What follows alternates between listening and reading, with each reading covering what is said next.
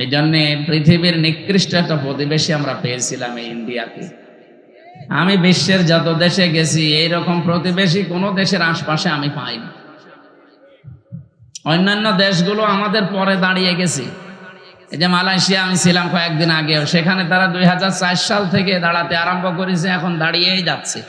কারণ তাদের আশপাশে যেগুলো প্রতিবেশী সব শুভাকাঙ্ক্ষী, আর আমাদের এমন প্রতিবেশী 54 বছরে শুধু আমাদের বিরুদ্ধে শুধু মিথ্যা ছাড়া একটা সত্য কথা বিশ্বের মোড়কদের কাছে বলে না। 54 বছরে মিথ্যা তথ্য ছড়িয়েছে। আপনি দেখেছেন মাইক্রোসফট, আপনারা তো এলাকায় গ্রাম্য মানুষ বেশি, যারা লেখাপড়া করে ইন্টারনেট বোঝে, মাইক্রোসফট রিপোর্ট দিয়েছে তামাম দুনিয়ায় 257টা দেশ সবচাইতে বেশি মিথ্যা তথ্য পরিবেশন করে ইন্ডিয়া।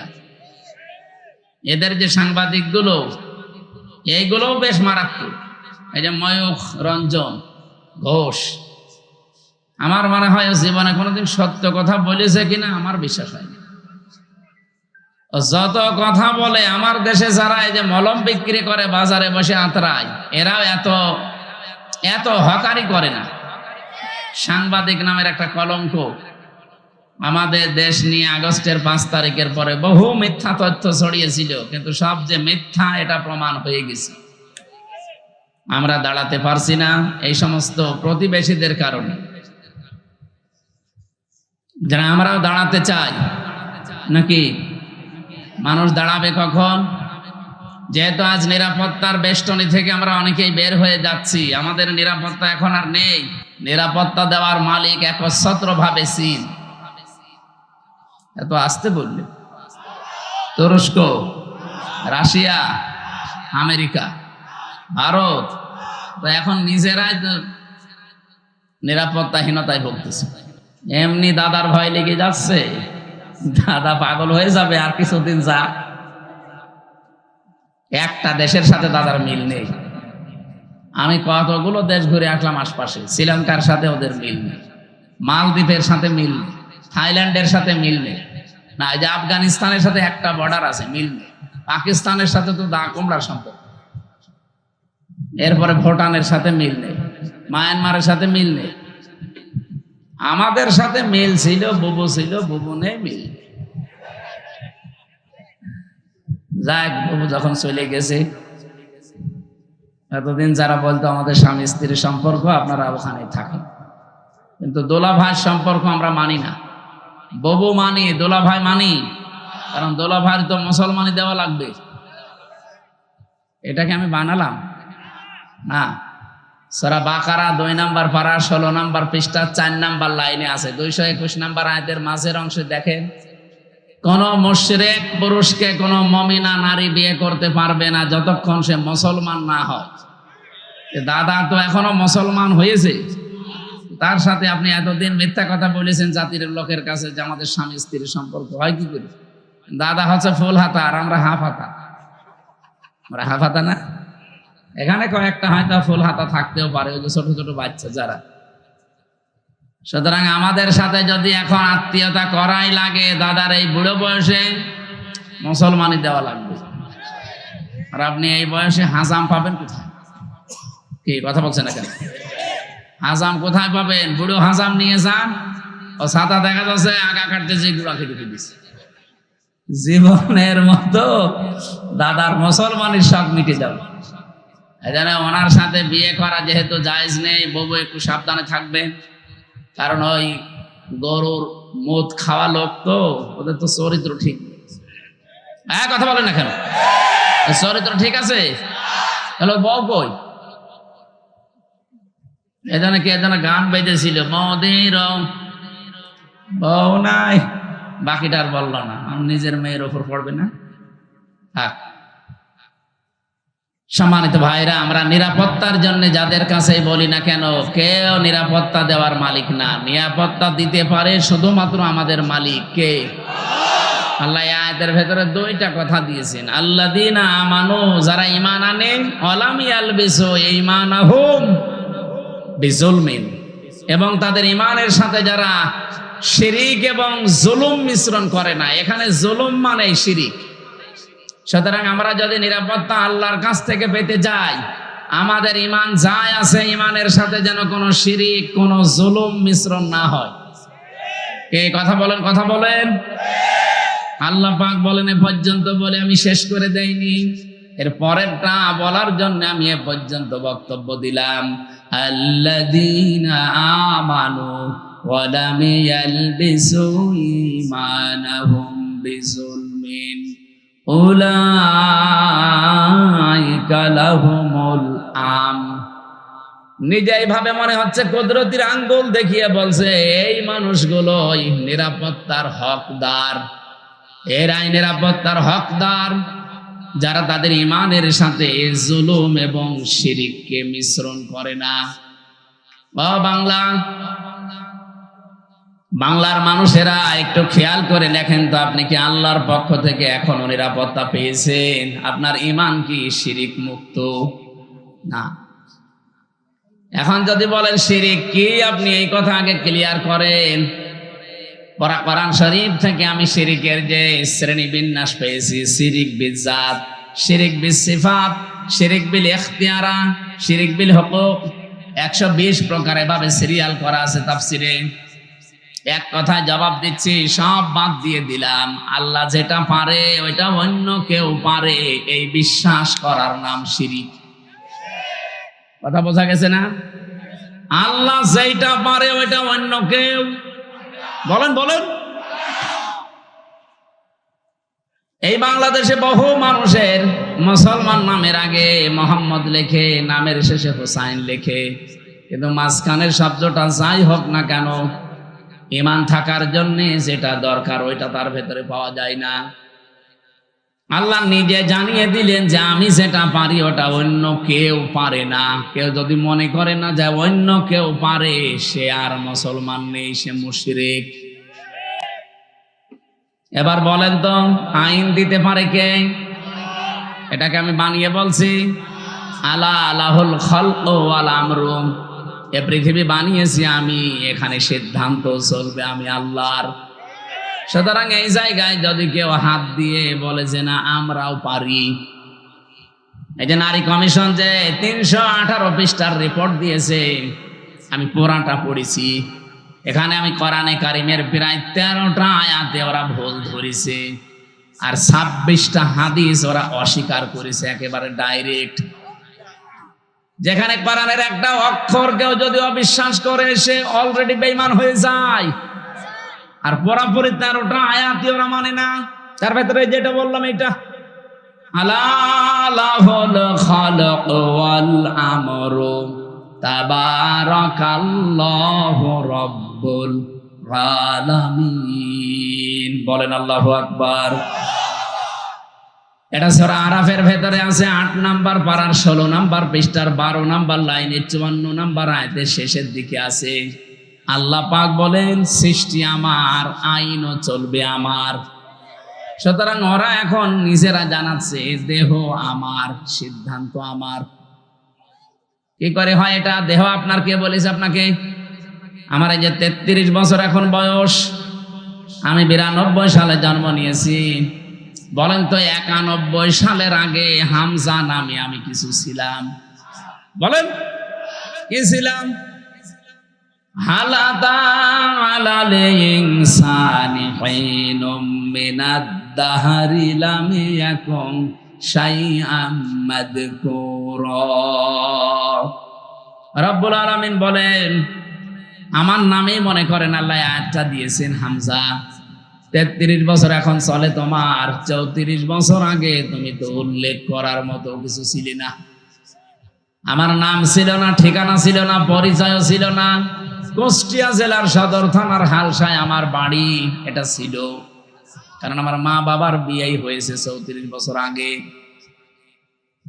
ও নওগাঁবাসী যারা এই রিপোর্ট দিয়েছেন, এই আয়াত অনুযায়ী অলরেডি তারা আল্লাহর সাথে শিরিক করে মুশরিক হয়ে গেছে। তওবা যদি এরা না করে, আর এদের যদি কেউ সমর্থন জানায়, এদের জীবনেও ক্ষমতা হতো না। এদের পেছনে কোনো রাঘব বোয়াল কাজ করছে।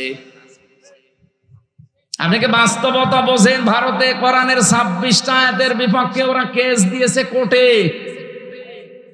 ভারতে কলকাতার কোর্টে ওরা কেস দিয়েছে কোরআনের 26টা আয়াতের বিরুদ্ধে, যে এইগুলো দুনিয়ার কোরআন থেকে তুলে দেওয়া লাগবে। এর কিছুদিন পরেই দেখেন এখন অলরেডি নারী সংস্কারের নাম নিয়ে, কমিশনের নাম নিয়ে 13টা আয়াত এখন বাতিল করার আহ্বান জানাচ্ছে, যেগুলো চলবে না। কোরআনের 13টা আয়াত না বাংলাদেশে একজন মুসলমান যদি বেঁচে থাকে, একটা অক্ষর আমরা তুলতে দেব না। কি এই বিষয়ে আপনারা একমত নেই?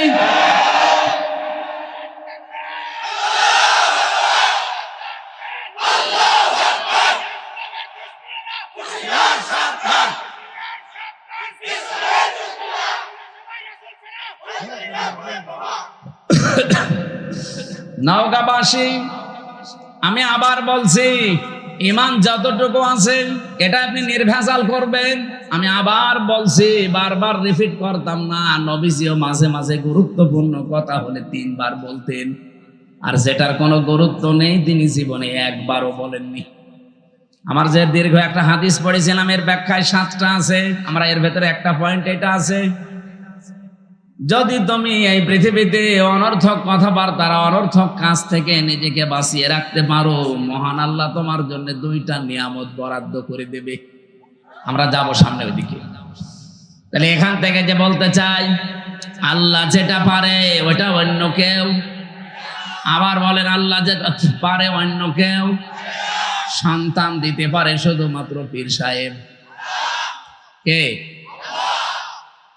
আপনাদের এই নওগাঁ জেলায় এই যে মান্দা, কয়েকদিন আগে এসেছিলাম, যে বাড়িতে বসলাম, ওই বাড়িওয়ালার 2টা ছেলে, আর একটা আছে পেটে 6 মাস, ছন করে দেখছে ওইটাও ছেলে হবে। পানি নিয়ে এসে বলছে, হুজুর এমন পানি পড়বেন যেন এবার মেয়ে হয়।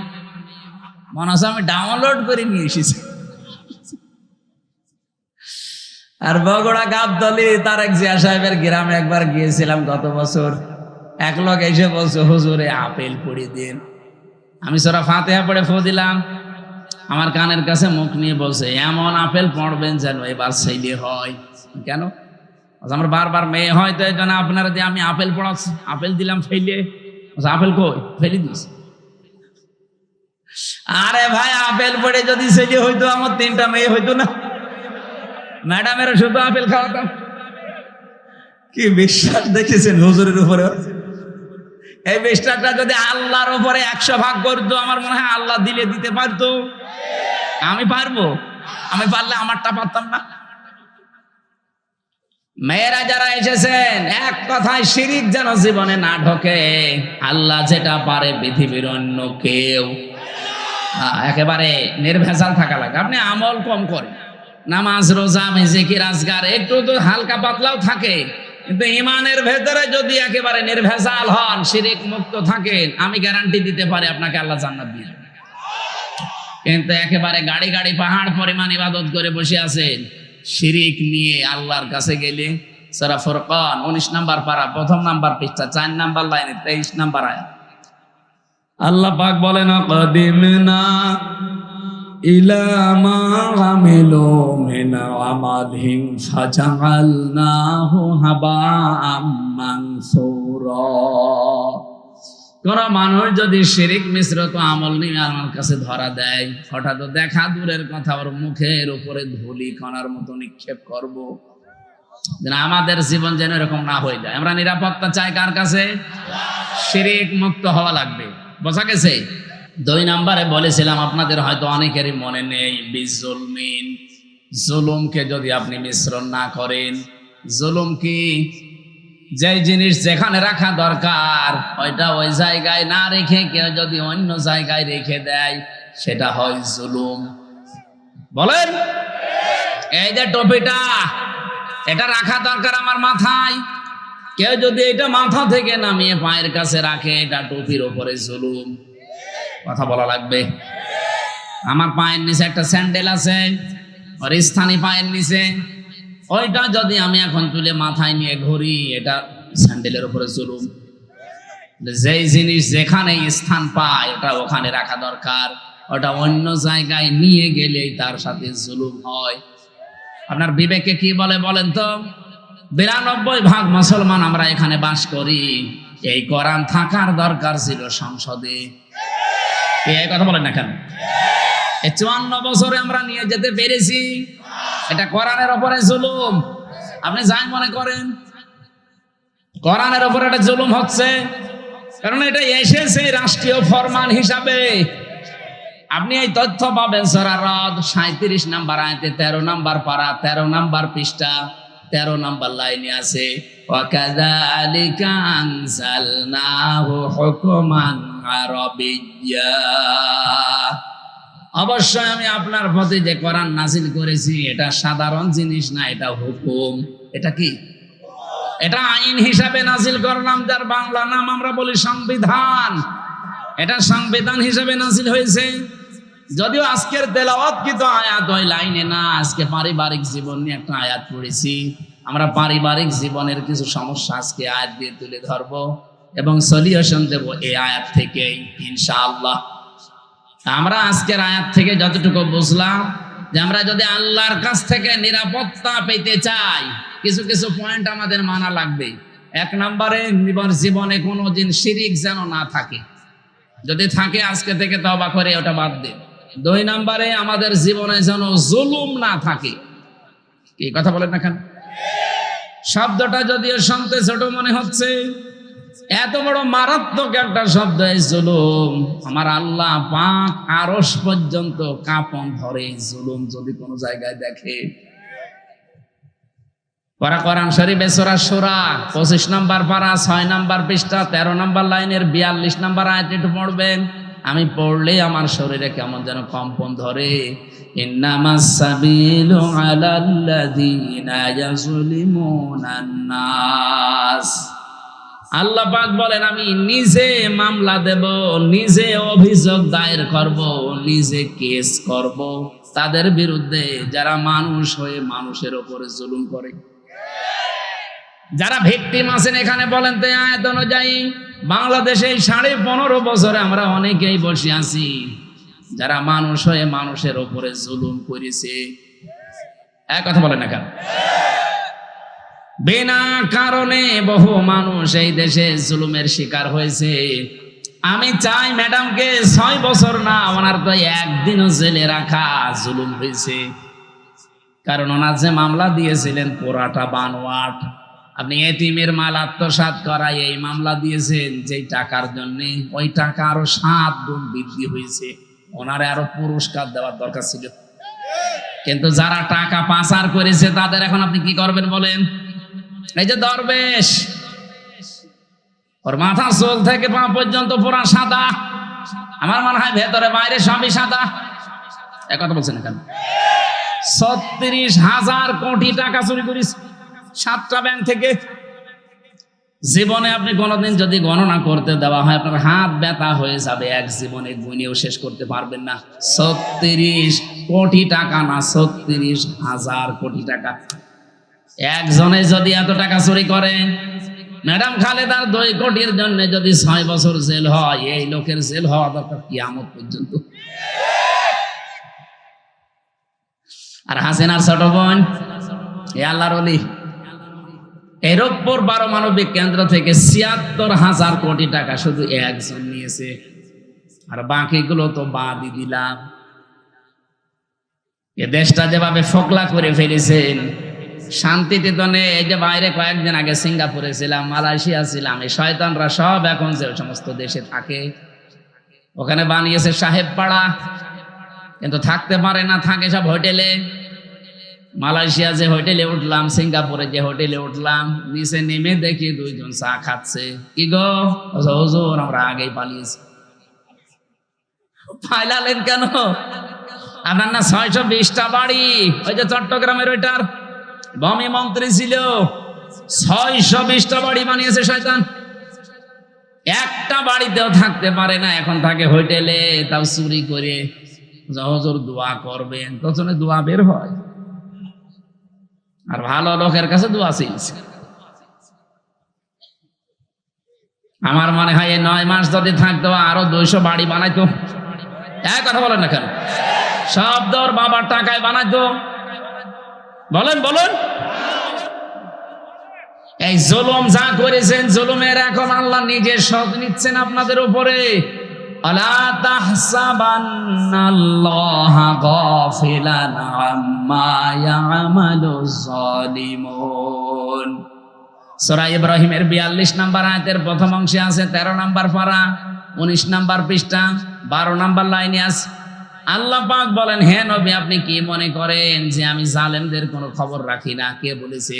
যে যেখানে যাররা পরিমাণ জুলুম করে, দুনিয়ার কোনো কিছু খেয়াল না থাকলে আমার ওইটা খেয়াল থাকে। আমি আমার একেবারে নজরে রাখি, জুলুমটা দেখলে আমি আল্লাহ নিজে। কারণ মাজলুমের বরদুয়ার আমার মাঝে কোনো পর্দা নেই, হিসাব নেই।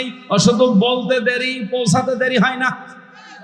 হাদিসে কুদসি এটা, ইত্তাকি দাওয়াতাল মাজলুম ফাইন্নাহা লাইসা বাইনাহু ওয়া বাইনাল্লাহি হিজাব। হে পৃথিবীর মানুষেরা, মাজলুমের বরদুয়া থেকে বেঁচে থাকবা, কারণ মাজলুমের বরদুয়া আর আল্লাহর ভেতরে কোনো হিসাব পর্দা থাকে না। আমি রিমান্ডে আমার আগে ছাত্র দলের এক ভাইকে নিয়ে গেল। এই যে জুলুম আমি নিজে দেখেছি, রিমান্ডের নামে যে টর্চার করেছিল এই শয়তানগুলো আমাদের উপরে, এটা আমি বসতে পারি না কেন? 11 ঘন্টা আমারে টাঙিয়ে রেখেছে চোখ বেঁধে, মাজায় দড়ি দিয়ে। এরপর থেকে আমারে মাজাও ব্যথা, পিঠেও ব্যথা। বসতে গেলে শক্ত জিনিসে বসলে 10 মিনিটের ভেতরে ব্যথা শুরু হয়। আমার আগে ওনার পাশের রুম থেকে, সেল থেকে নিয়ে গেল, চোখ বেঁধে কালো কাপড় দিয়ে, পেছনে ডান্ডা বেড়ি, হ্যান্ডকাপ লাগিয়ে ডান্ডা বেড়ি দিয়ে আস্তে আস্তে টেনে নিয়ে যাচ্ছে। ভালো মানুষ নিয়ে গেল। আসার সময় দেখি ও মা ও বাবা বলে চিল্লাচ্ছে। আসার পরে দেখি এইগুলো একটাও নখ নেই, শুধু সাদা লাগছে। সাদা এমনি হয়নি, এই হাত এভাবে চেয়ারের সাথে বেঁধে দেয়। আমারে দেখিয়েছিল ওই যে নখ যেগুলো দিয়ে তোলে, আমারে বলছে, হুজুর আমরা এটা দিয়ে নখ তুলি। হাতের সাথে ক্লিপ লাগিয়ে দেয়, গলার সাথে একটা বেল্ট লাগিয়ে দেয় চেয়ারে। আপনি নড়তে পারবেন না, শুধু একটা মাত্র টিপ দেবে, 1 মিনিটে আপনি 120 বার ঘুরবেন। এমন সিস্টেম করা আছে, ওই মেশিনটা শুধু হাতে আর পায়ের সাথে লাগাবে। এগুলো জেলা থানা শহরে না, এগুলো পাওয়া যায় বিভাগীয় শহরে, এবং বিশেষ করে কাউন্টার টেররিজমে ডিবি অফিসের নিচতলায় মাটির নিচে যে ঘর আছে, আপনার বিশ্বাস যদি এখন মনে হয় নেই, এগুলো আমি নিজে দেখেছি রিমান্ডে থাকাকালীন। এই একটা শুধু টিপ মারে, এক টিপে আপনার নখ যতগুলো আছে সব খসে চলে আসে। আরে ভাই, নখ খসে গেলে ছেড়ে দে না, ওর উপর আবার লবণ ছিটিয়ে দেয়। ছাত্র দলের ওই ভাইয়ের এই যে নখগুলো যে সাদা সাদা এমনি না, নখ তুলে নেওয়ার পরে ওর উপরে মোল্লা সল্ট সাদা ধবধবে লবণ ওটা ছিটিয়ে দিয়েছে, তখন সাদা লাগছে। এই জন্যই তো এরকম চিৎকার মারছিল। আমার যে অফিসার নিয়েছিল সঞ্জয় দত্ত হিন্দু, এ বেটা বলছিল আমি নিজে শিবিরের যে সাবেক কেন্দ্রীয় সভাপতি দেলাওয়ার, এই ঠাকুরগাঁও বাড়ি, পরে আমরা ফুটবলের মতো লাফিয়েছি। ওর হাতের পায়ের নখ সব তুলে নিয়েছে। এই যে জুলুম গুলো যারা করেছিলেন, মানুষ জুলুম করে একটা টার্গেট নিয়ে। আমি আয়াতের তাফসিরে একটা ঘটনা পড়েছি, সাদ্দাত বাদশাহ, এর নাম শুনেননি? এই লোকটা, তার স্বপ্ন সাদ ছিল আমি দুনিয়ায় জান্নাত বানিয়ে নিজে উদ্বোধন করব। কিন্তু তার এই পেছনে আমি পড়ে দেখেছি তাফসিরে তাবারির ভেতরে আছে, আল্লাহ তার এই স্বপ্ন সাদ পূরণ করতে দেয়নি শুধু একটা মহিলার বর দেওয়ার কারণে। ওই জামানার নবী যিনি ছিলেন হযরত হুদ আলাইহিস সালাম, তার কাছে জিজ্ঞাসা করে করেও জান্নাত বানিয়েছিল যে তোমার আল্লাহর বানানো জান্নাত আমার লাগবে না, আমি নিজে বানাবো। এখান থেকে একটা শিক্ষা আমি নিয়ে এসেছি, ভালো করে খেয়াল করবেন। 20 বছর ধরে ও জান্নাত বানাচ্ছে, 22,000 শ্রমিক কাজে লাগিয়েছে। এলাকায় যত স্বর্ণ রূপা পাওয়া যায় সব নিয়ে আসতেছে বিভিন্ন জায়গা থেকে, পেয়াদাদেরকে পাঠিয়ে দেয়, যাও যেখানে যা সোনা রূপা পাও নিয়ে আসো, আমার জান্নাত বানাতে হবে। একটা মহিলা বিধবা, তার মা বাবা নেই, ইয়াতীম, বিয়ে হওয়ার কয়েকদিন পরে স্বামী মারা গেছে। তার কাছে স্বামীর দেওয়া 1 টুকরা স্বর্ণ ছিল, ও যে বলছে ওটা দেওয়া লাগবে, বাদশার স্বপ্ন পূরণ করতে হবে। মেয়েটা বলেছে আমার এই শেষ সম্বল এটা নেবেন না। বারবার নিষেধ করার পরও শোনে নাই। না, বাদশার স্বপ্ন সাদ এ পূরণ করাই লাগবে। জোর করে যখন কেড়ে নিতে গেছে, মেয়েটা মাটির ভেতরে গড়াগড়ি দিয়ে কেঁদেছিল।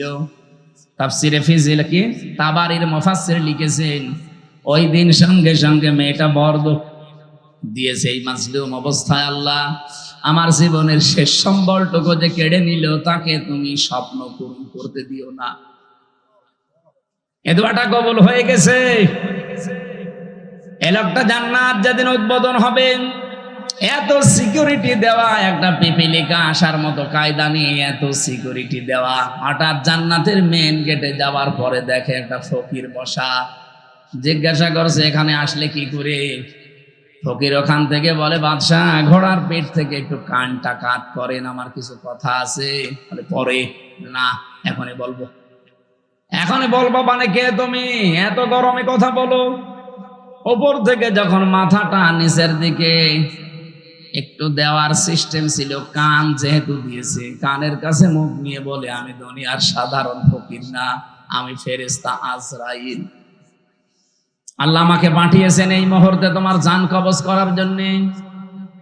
আমি হাদিস পড়তে গিয়ে তাফসিরে পেয়েছি, পৃথিবীতে আজরাইল আলাইহিস সালাম মাত্র 2 বার কেঁদেছিলেন। যেই দিন থেকে উনি জান কবজ করা আরম্ভ করেছেন, ওই দিন থেকে শুধু আজ পর্যন্ত তিনি 2 বার কেঁদেছিলেন, তাছাড়া আজ পর্যন্ত তিনি কাঁদেননি। একবার এই সাদ্দাত নামে লোকটা যেদিন জন্ম নেয় সমুদ্রের ভেতরে, ওর মাকে ওই দিন হত্যা জান কবজ করেছিল আজরাইল। পানির ভেতরে কাঠের উপরে ভাসছিল এই ছেলেটা। আল্লাহ বলেছেন যাও মেয়েটাকে তুলে নিয়ে আসো। ওই দিন আজরাইল কেঁদে ফেলেছিল। আপনি চিন্তা করেন তো কি সিচুয়েশন ছিল যে আজরাইল পর্যন্ত কেঁদে ফেলেছে। আর একদিন কেঁদেছিল যেদিন এই জান্নাত উদ্বোধন করবে, এই সেই সাদ্দাত। এর বিশাল জীবনী লিখা আছে। আমার ঘটনা বলা উদ্দেশ্য না, আমার এখানে শিক্ষা দেওয়ার একটা উদ্দেশ্য। যেই দিন তিনি জান্নাত উদ্বোধন করবে, হযরতে আজরাইল বললেন না, আমি আর সময় দিতে পারবো না। ও শেষ পর্যায়ে এটাও বলেছিল, ফেরেশতা আমাকে এতটুকু সময় দাও, আমি শুধু জান্নাতটা উদ্বোধন করে একটা চক্কর দিয়ে এসে আমার জানটা তুমি নিয়ে নিও। ফেরেশতা বলেছে না, আল্লাহর আদেশ, তোমাকে জান্নাত উদ্বোধন করতে দেওয়া হবে না। ইদা জাজালুহুম লা ইস্তাখিরুনা সাআতাও ওয়ালা ইস্তাকদিমুন। আপনারা সুবহানাল্লাহ বলেন, আলহামদুলিল্লাহ বলেন, আল্লাহু আকবার বলেন, যাই বলেন। এই ঘটনাটা কিন্তু একটা ঐতিহাসিক একটা ঘটনা, কিন্তু এর পেছনে যে দলিলগুলো আছে খুব শক্ত না। আমি শিক্ষার জন্য শুধু বলছি। এদিকে তাকান। ও জান্নাতের গেট, মেন গেটে দাঁড়িয়ে ভেতরে যাবার জন্য ঘোড়ার পিঠ থেকে জোর করে হলেও তিনি লাফ দিয়েছিলেন, কিন্তু পারেন নাই। জান্নাতের চৌকাঠ স্পর্শ করার আগেই ঘোড়ার পিঠ থেকে বাইরে পড়ে গেছে। মুফাসসির বলেন কেন সে জান্নাতের চৌকাঠ পর্যন্ত স্পর্শ করতে পারলো না জানো? কারণ ওই যে বিধবা একটা এতিম মেয়ের বরদোয়া ছিল। আপনি বলেন তো এখান থেকে কি পেলেন? এত বড় বিশাল শক্তিশালী বাদশাহ তার স্বপ্ন পূরণ করার জন্য কি করেছে আপনি বলেন? 22,000 শ্রমিক কাজে লাগিয়েছে, 20 বছর একাধারে শ্রম দিয়ে বানিয়েছে, মনের মতো করে সাজিয়েছে। যেদিন উদ্বোধন করবে পারে নাই, শুধু একটা মেয়ে লোকের, এতিম অসহায় বিধবা, এই মেয়ে লোকটার বরদোয়া লেগেছিল যে আমার শেষ সম্বলটুকু যে কেড়ে নিল, তার স্বপ্ন তুমি পূরণ করতে দিও না। আপনি রাগ করলেও এবার বলবো, 15.5 বছর যারাই ছিল এরাও তো বিভিন্ন স্বপ্ন নিয়েছিল। কথা বলেন না কেন? কেউ বলেছিল যে 21 সাল হয়ে গেল, 21, তারপরে বলছে না 41 সাল হয়ে গেল, তারপরে বলে না 71 সাল। আমার মনে হয় একেবারে চলে যেত কিয়ামত পর্যন্ত। আপনি যে আশা নিয়ে এগিয়ে যাচ্ছিলেন, ওই মহিলার শুধু একটা বরদোয়া যদি থাকার কারণে এত বড় বাদশার স্বপ্ন সাত পূরণ না হয়, আপনারা যা করেছেন 15.5 বছরে, একটা দুইটা না, কত মানুষের শেষ সম্বল কেড়ে নিয়েছে। আপনি নিজের থেকে বলেন, সিলেটের ইলিয়াস আলী আজ পর্যন্ত পাওয়া গেল না। লোকটারে কি সম্বল ছিল সিলেটের জন্য, সঠিক কথা বলতো আমি দেখেছি। ভারতের আধিপত্য, এই উগ্রপন্থী যারা, এদের বিরুদ্ধে বজ্রকণ্ঠ ছিল লোকটার। কিন্তু তাকে আজ পর্যন্ত পাওয়া গেল না। তার পরিবারের, তার ছোট্ট মেয়েটা, আমি দেখেছিলাম ওই দিন হাসিনার কাছে যেদিন যাই বলে আমার বাবাকে ফিরিয়ে দেন, কি মায়া কান্না করছিল যে না আমি দেখতেছি, অথচ ওই সময় তারে মেরে ফেলেছে। এত বড় নাটক আপনি করলেন। আমি ওই দিন ওনার চোখে পানি দেখিনি, কিন্তু সান্ত্বনা দেওয়া দেখেছি। আগস্টের 5 তারিখে ওনার চোখে আমি পানি দেখেছি। আমার এই ছোট্ট জীবনে ওনার দিকে আমি যতবার তাকিয়েছি, এই একবার শুধু কান্না দেখলাম। এর আগে জীবনেও কোনোদিন কে দিয়েছে বলে আমি দেখিনি, শুধু একটু কান্নার ভান করেছি।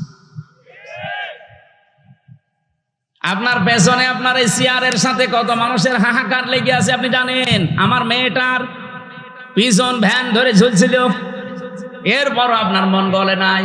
7 মাস আমি ওকে রেখে এসেছিলাম, বাড়ি যেয়ে দেখি একবারে 3.5-4 বছর হয়ে গেছে ওর বয়স। কারণ আমি একবারে 3 বছর কতদিন পরে বাড়ি থেকে গেলাম, জেল থেকে। ও নিজেও আমারে চেনে না।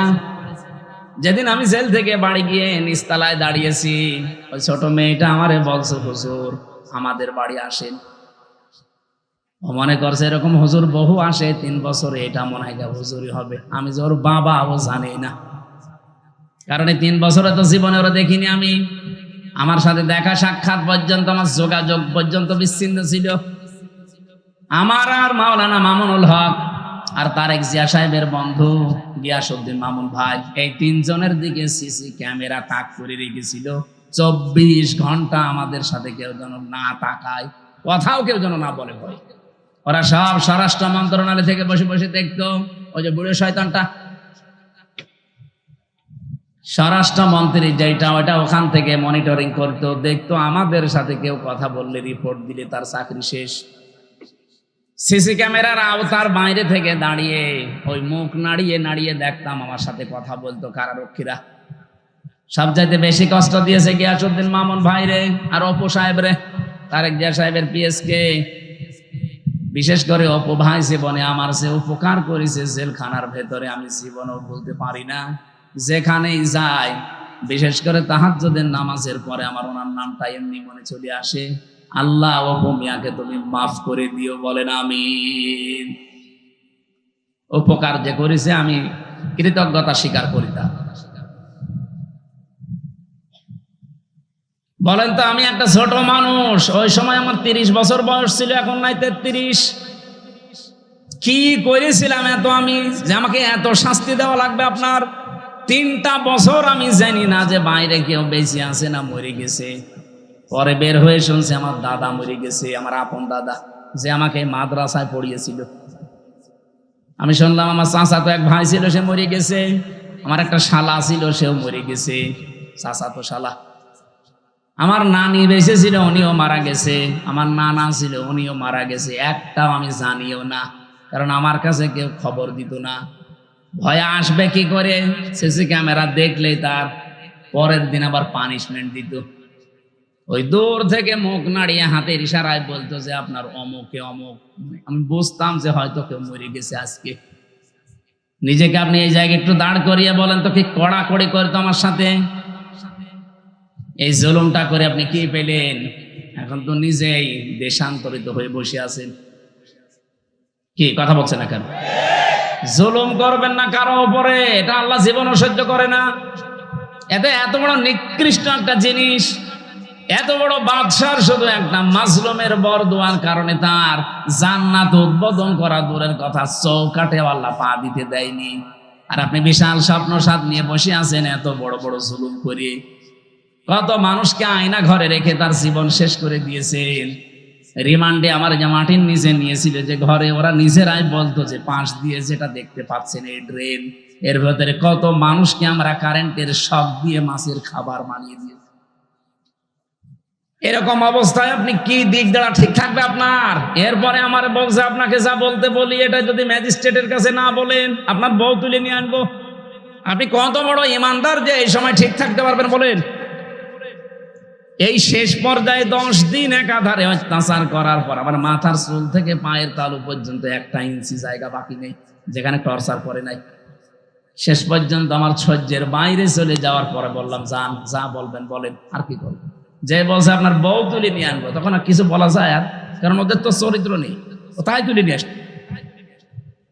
বারবার চিন্তা হচ্ছিল বাচ্চাটার বয়স কেবল 7 মাস, এই অবস্থায় তুলে নিয়ে আসলে তো বাচ্চাটাও নিয়ে আসবে।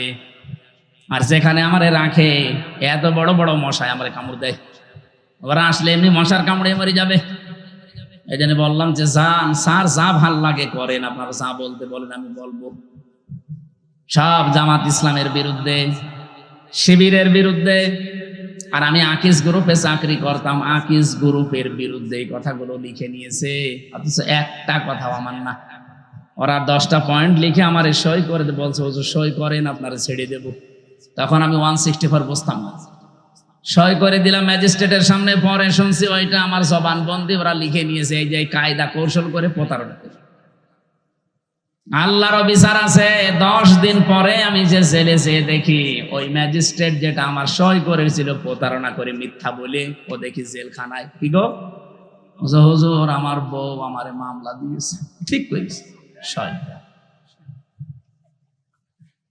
যৌতুকের মামলা দিয়েছে।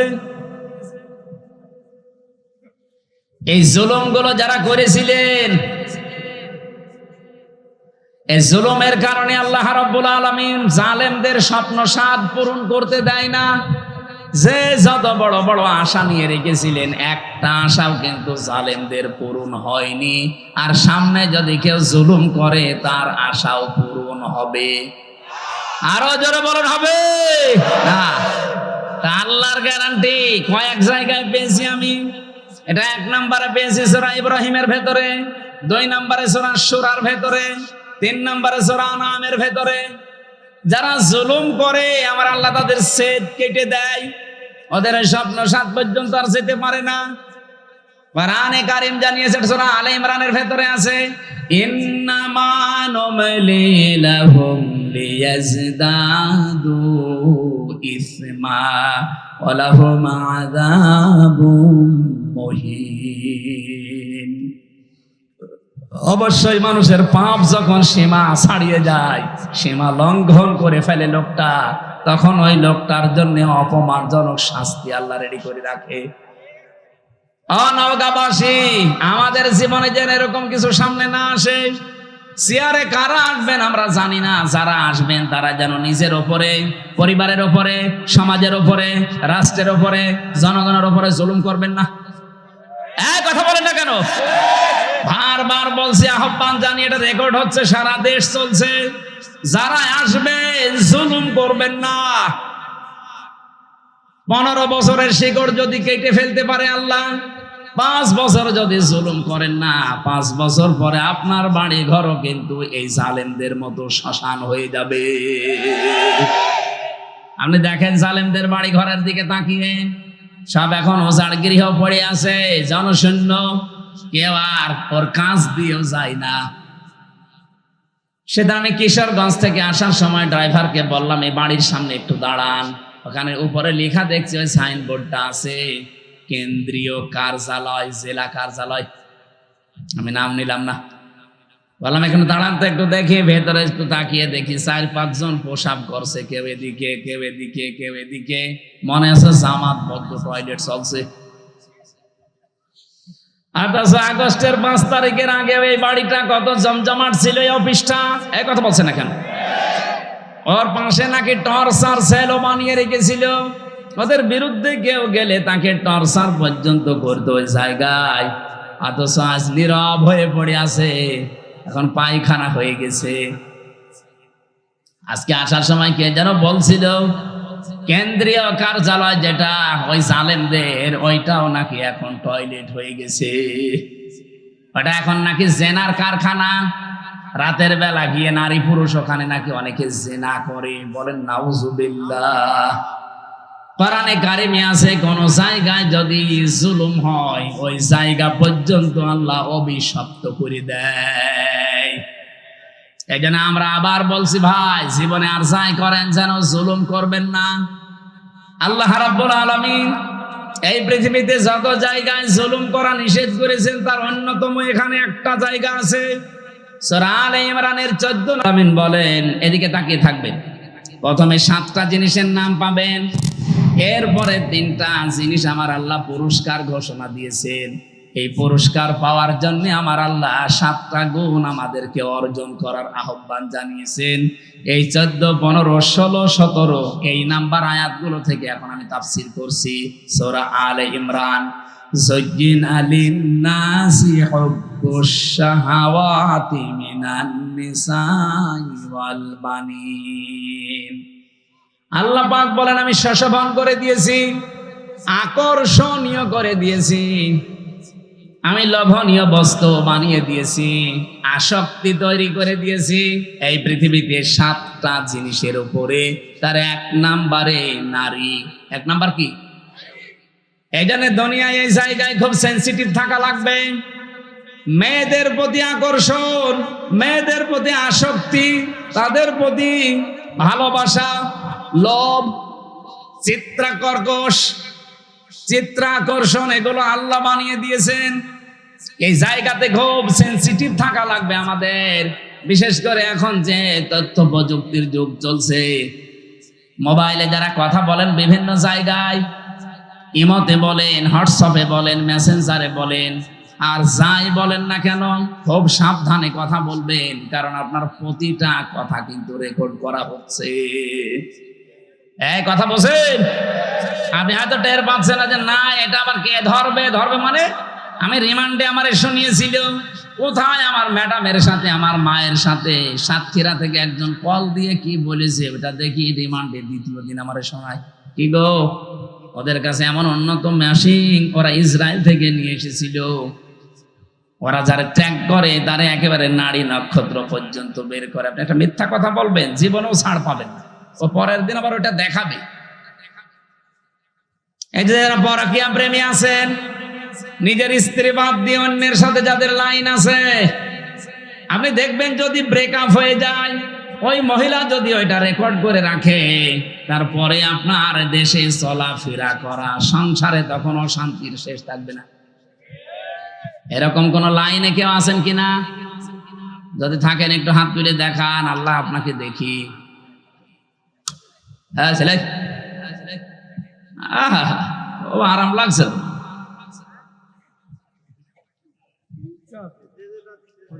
না? ধরা খাবেন কিন্তু।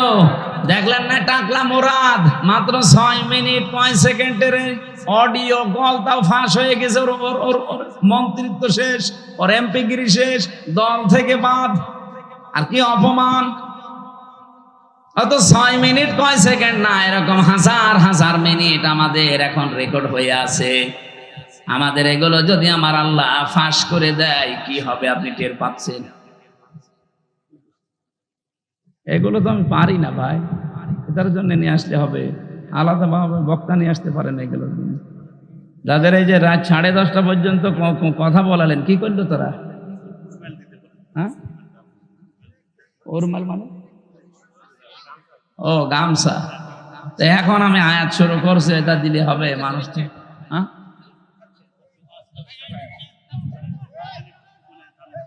হ্যাঁ, যে ওই যে ওনারা যে লোকজন যায় গোপনে গোপনে আস্তে আস্তে দিয়ে দেবে। আমরা কোরআনে এই আয়াতটা শেষ করব না? রব্বুল আলামিন জানিয়েছেন পৃথিবীতে আমি আসক্তি তৈরি করে দিয়েছি যেহেতু মেয়েদের প্রতি। এজন্য এই জায়গায় আমাদের আদি পিতা হযরত আদম আলাইহিস সালামও কিন্তু দুর্বল হয়ে গিয়েছিলেন। এখানে নিষিদ্ধ জিনিসের প্রতি আকর্ষণ, এটা সেই জন্মগতভাবে আমরা পেয়েছি সৃষ্টির প্রথম দিন থেকে। আমাদের এই জায়গায় আমাদের পরীক্ষার বিষয়। এখন থেকে একেবারে দৃঢ় সিদ্ধান্ত নিয়ে রাখবেন যেগুলো জায়েজ। আমি আসার সময় শুনছিলাম মাওলানা মনে হয় 14 জন মহিলার নাম বলছিলেন যাদের সাথে দেখা করা আপনার জায়েজ আছে। মোবাইলে যদি পারতপক্ষে কথা বলা লাগে 14 জনের সাথে বলবেন। এর বাইরে যদি কেউ কল দেয়, ওটা যদি জিবরাইলের খালাতো বোন হয়, তারপরও বলবেন আপনার সাথে কথা নেই। কি কথা বলছে না কেন? আপনি শক্ত থাকবেন এই জায়গায়। মেয়েরা যারা এসেছেন এই জায়গায়, আপনারাও নিজেদেরকে খুব, একজন আলেম সেই দিন দেখলাম কুমিল্লায় বাড়ি, উনি বলছিলেন নিজের স্ত্রীকে কেউ যদি ভিডিও মোবাইল কিনে দেয়, এই যে Android set, screen touch mobile, এটাই নিজের স্ত্রীকে কিনে দেওয়া আর পর পুরুষকে ঘরে ঢুকিয়ে দেওয়া একই কথা। অথচ এরকম বউ দেশে নেই। বলেন, এই মোবাইলটা, এই কম্পিউটার, এই ল্যাপটপ আপনি ওর হাতে দেননি, আপনি দিয়েছেন ওকে একেবারে জেনা, ব্যভিচার, বেপরদা হওয়ার জন্য একটা লাইন হাতে ধরিয়ে দিয়েছেন। ও মন মতো কিন্তু ওটা দিয়ে ব্যবহার করবে। আমার মনে হয় মেয়েদেরকে এই জায়গায় খুব সেন্সিটিভ থাকা দরকার। মা বোনেরা, স্বামী যদি আপনাকে বাটন ফোন দিয়ে খুশি থাকতে চায়, বাটনের উপরে আপনি আর যাবেন না। কারণ আমাদের টার্গেট তো শুধু এইটাই না, এরপরে আর একটা জায়গা আছে, আখেরাত। ওই জায়গাটা তৈরি করতে হলে আমাদের এখনই এই মনের সাথে যুদ্ধ করা লাগবে। আর যদিও এটা কঠিন বিষয়, শয়তান উৎপত্তি আছে, করতে দেবে না। আমি সহ যারা এসেছি আজকে থেকে নিজেদেরকে শয়তান যতই চাপ দিক আমরা কন্ট্রোল হব। এই 14 জন মহিলা বাদ দিয়ে কেউ কল দিলেও জরুরি না হলে আমার দরকার নেই। আমি নিজেরটা বলছি, আমার এই মোবাইলে শুধু বাংলাদেশ না, বিশ্বের কোন জায়গা থেকে যদি মহিলারা কল দেয়, আমি আগে জিজ্ঞাসা করিনি প্রথমে যে মা আপনার স্বামী আছে অথবা আপনার ছেলে আছে। আজকে যে ইন্দোনেশিয়া থেকে, মালয়েশিয়া থেকে 3 জন মহিলা কল দিয়েছিল হোয়াটসঅ্যাপে আর মেসেঞ্জারে। আমি প্রথমেই তাকে মেসেজ লিখে জিজ্ঞাসা করছি, কে আপনি, আপনার স্বামী আছে অথবা সন্তান আছে?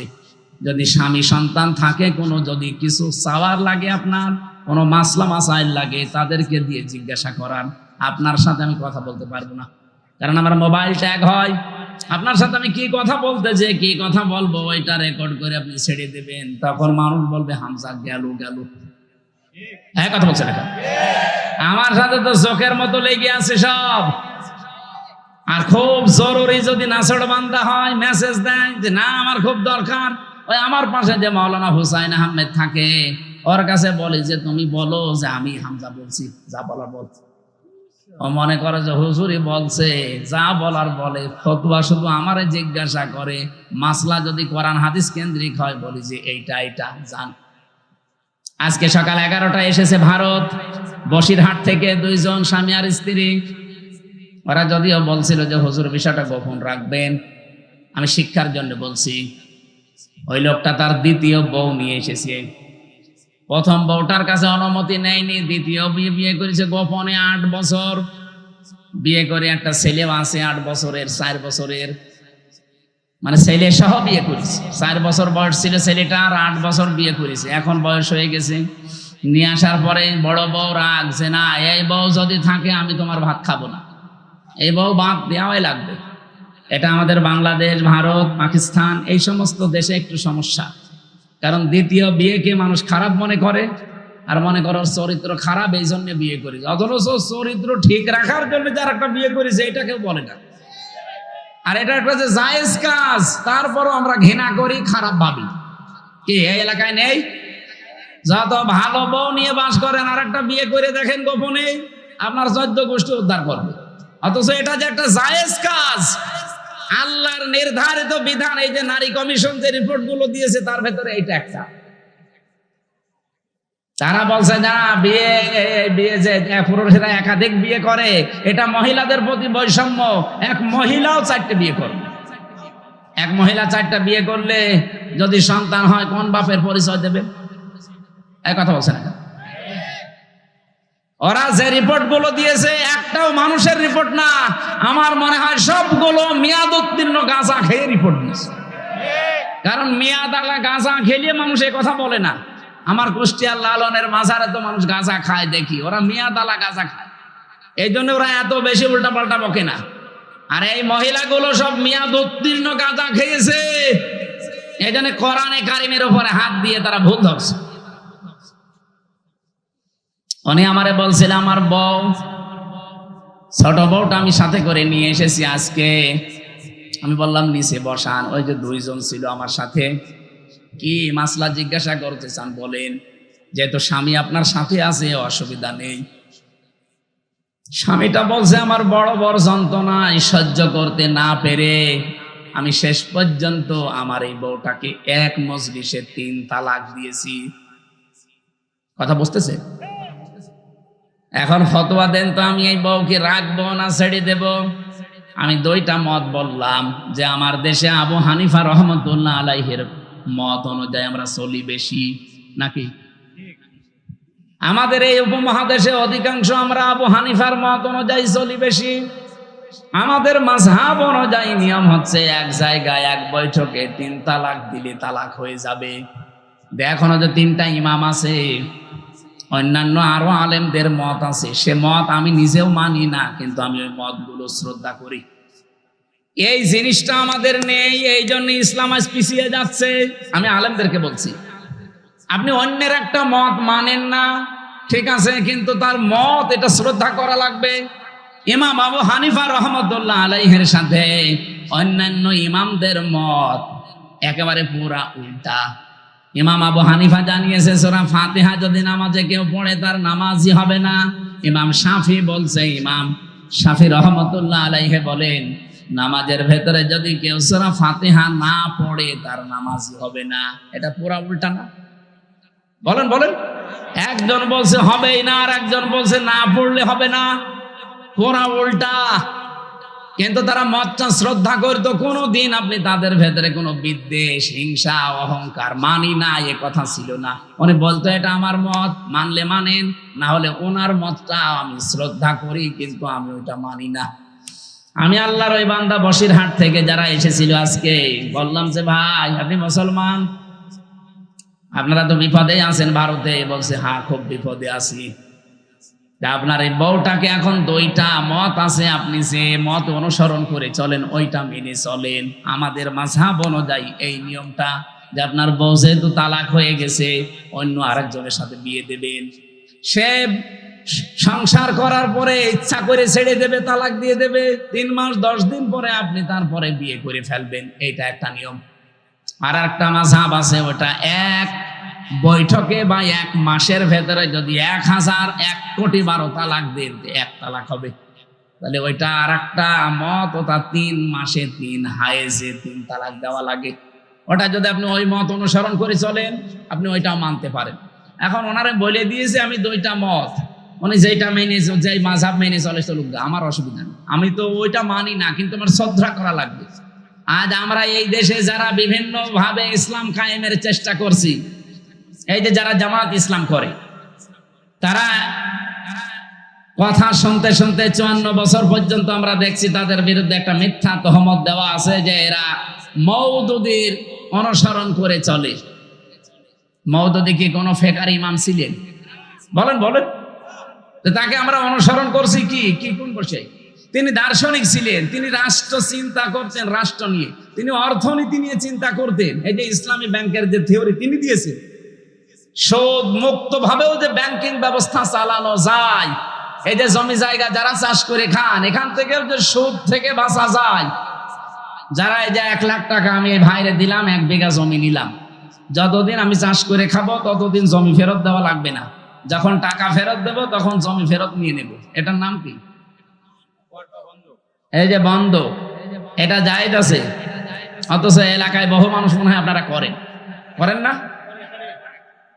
না, এটা যদি জায়েজ করতেই হয় তাহলে তো কয়েকটা পদ্ধতি মানা লাগবে, নয়তো আপনার মায়ের সাথে জেনা করার গুনাহ হবে। যতদিন এই ভাইয়ের জমি আমি চাষ করে খাবো ততদিন এই যে সরকারকে টাকা দেওয়া লাগে খাজনা। 1 বিঘা জমিতে কয় টাকা ভাই? হ্যাঁ 75 টাকা আমার মনে হয়, 250 হয়ে গেছে। আমি আর তো দেওয়া লাগে না, আমার বাপ দেয়, আমি জানিও না। যাই হোক, 250 যদি হয় প্রতি বছরে বছরে এই সরকারের টাকাটা যে চাষ করে খাচ্ছে সে দেবে। আর যখন আমি ওনার টাকা ফেরত দেব, জমি নিয়ে নেব, তখন কমপক্ষে 1 লাখ যদি হয় তাহলে 8 থেকে 10 হাজার টাকা কম নেওয়া লাগবে। বলে হুজুর এটাই লস হয়ে যায়। হ্যাঁ ভাই, লস হোক লাভ হোক আপনার দেখার দরকার কি? লাভ লসের মালিক কি আপনি না আল্লাহ? তো উনি যখন বিধান দিচ্ছে দেখবে, উনি 1 লাখ গরু বিক্রি না করে বাজার থেকে চলে আসতেছে, ডাকাতে ধরেছে, বলছে বাবাজি আমারে ধরে করবেন কি, আমি গরু বিক্রি করতে পারিনি, বেশি দাম হয়নি, এই জন্য। মুখের উপরে 2 থাপ্পড় দিয়ে বলছে বেটা বেয়াদব, বিক্রি করলি না মানে টাকা তো নেব আমরা, দাম কম হোক বেশি হোক তো দরকার কি?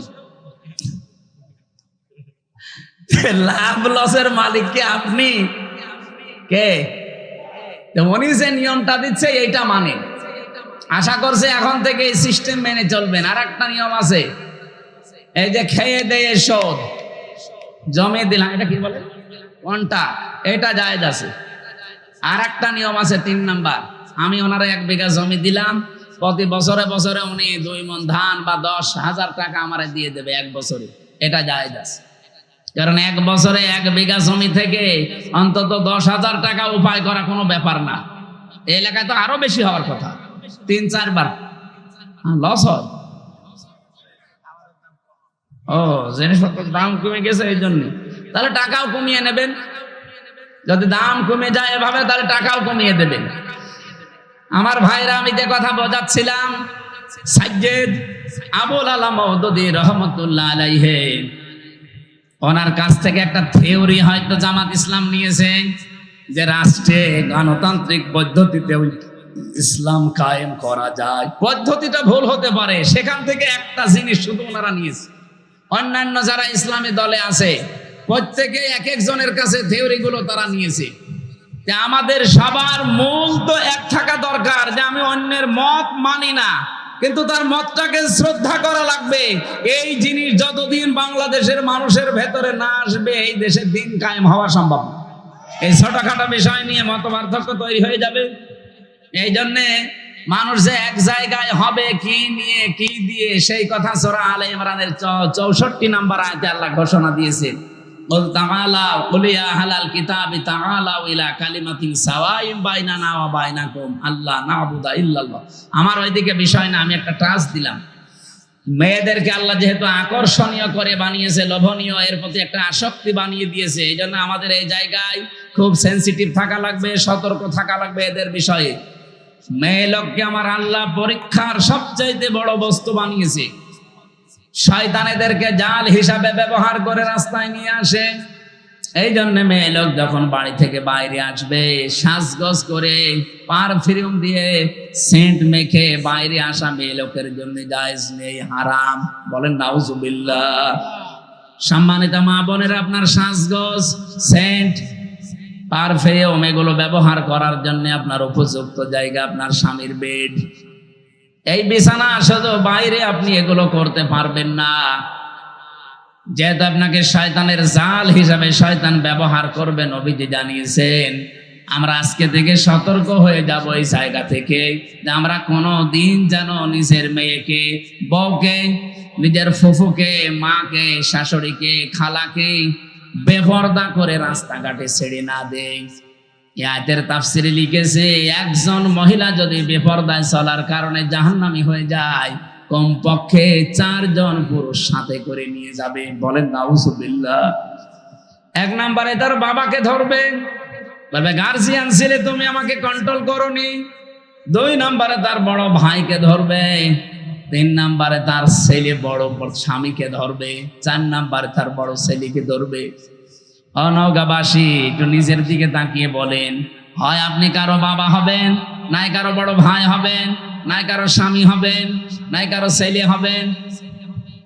পর্দার এই বিষয়টা যদি হাসিয়ে খেলিয়ে যদি উড়িয়ে দেন যে আর কি, এতটুকু কি না, এটার জন্য যদি মহিলা দাজ্জুস হয়ে জাহান্নামে যায়, 4 জন নিয়ে গেলে আমরা যে কোনো একজনের ভেতরে পড়ে যাচ্ছি। আল্লাহ আমাদের হেফাজত করুন। মেয়েদেরকে যে মর্যাদা সম্মান পর্দার মাধ্যমে দিয়েছেন, আল্লাহ এটা বজায় রাখার তৌফিক দান করুন। বলেন আমিন।